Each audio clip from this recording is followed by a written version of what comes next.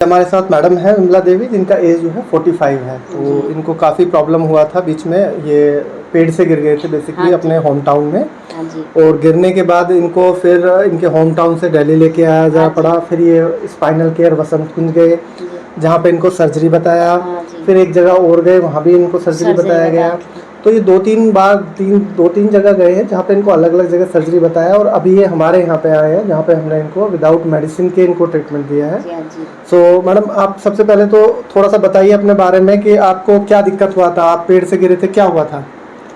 मुझे पेड़ से गिरने के बाद सर मुझे ऐसी झंझनाहट हो रही थी पूरी शरीर में, पाँव से लेके सर तक मुझे सर्जरी झंझनाहट हो रही थी। मेरी गर्दन ऐसे नहीं हिल पा रही थी। आज मैं बिल्कुल ठीक हूँ, मेरे हाथ भी ठीक है। मैं ऐसे हाथ वो नहीं कर रही थी, ऐसे मुँह में पानी नहीं डाल रही थी। ये पेड़ से जब गिर गए थे तो इनको C5, C6 और C7 पे जो है इनको इंजरी हुआ था बहुत सीवियर, जिसकी वजह से इनके दोनों हाथों में रेडिएशन, जिनको हम अपनी टर्मिनोलॉजी में बोलते हैं या आपकी लैंग्वेज में बोले तो झंझनाहट या चींटियां, दोनों हाथों में चल रहे थे।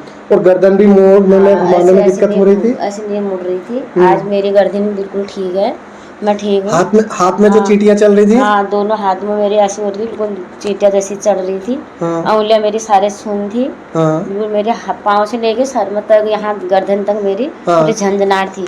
आज मैं ठीक। अभी ये ठीक बता रहे हैं, लेकिन इससे पहले मैं इनसे और भी पूछना चाहूँगा कि ये रात को सो भी नहीं पा रहे थे ठीक से, जिसकी वजह से इनको बहुत सारी चीज़ों में प्रॉब्लम हो रहा था। रात में सो नहीं पाना, तो नींद भी पूरी नहीं हो रही थी, जिसकी वजह से इनको सर में भी हैवीनेस, हेडेक, और नेक्स्ट डे इनका पूरा रूटीन बिगड़ा हुआ था।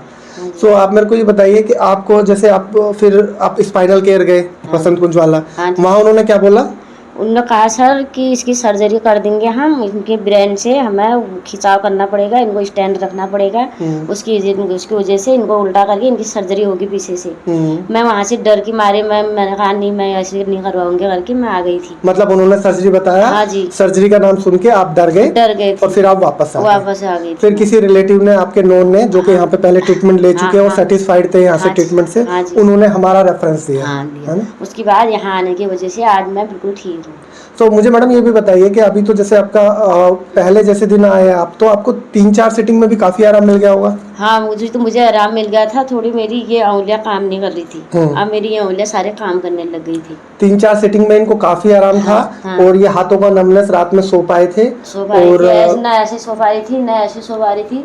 मुझे बिल्कुल चैन नहीं आ रहा था, ना तो मैं ऐसे करवट ले रही थी, ना ऐसे करवट ले रही थी।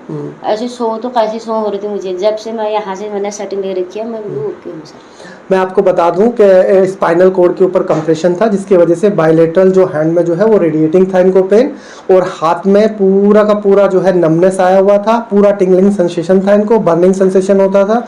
ये चाहे इस करवट सोए या इस करवट सोए, ये लेट ही नहीं सकते थे, ये इनका कंडीशन था। और विद इन 4 to 5 सिटिंग्स में इनको काफी आराम आया। 3-4 सिटिंग में आप सोने लगे थे मैडम? हाँ, सोने लगे। 3-4 सिटिंग में सोने लगे थे। 5-6 सिटिंग में ये लगभग नॉर्मल की रेंज में आ गए थे। लेकिन इनको एक पॉइंट, मैडम थोड़ा सा उधर घूमी, एक पॉइंट पे इनको इस जगह पेन बचा गया था खाली। सो फिर हमने कुछ और सिटिंग इनको दी, और आज आप बताइए मैडम, क्या आप बिल्कुल ठीक है? हाँ जी, आप बिल्कुल ठीक है। अब तो कोई सर्जरी की आपको जरूरत नहीं है मैडम। बहुत डर गए थे सर्जरी से, और अब उनको सर्जरी की जरूरत नहीं है। ऐसे कोई भी पेशेंट्स जिनको लगता है कि उनको सर्जरी बता दिया है और उनको प्रॉब्लम हो रहा है और उनको जो है ट्रीटमेंट नहीं समझ में आ रहे हैं, वो लोग आके हमसे कांटेक्ट कर सकते हैं और ट्रीटमेंट ले सकते हैं। ठीक है madam, thank you very much.